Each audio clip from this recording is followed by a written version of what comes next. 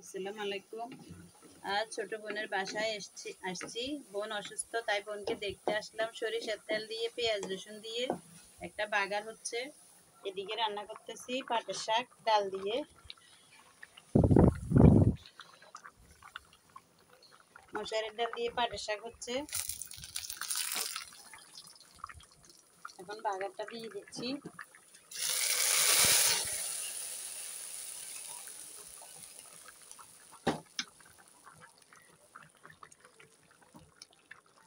পাটের শাকের তরকারিটা কেমন হয়েছে মশারের ডাল দিয়ে।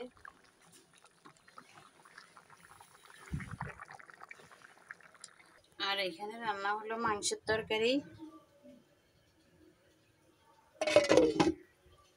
এদিকে রান্না হলো ভেন্ডি ভাজি।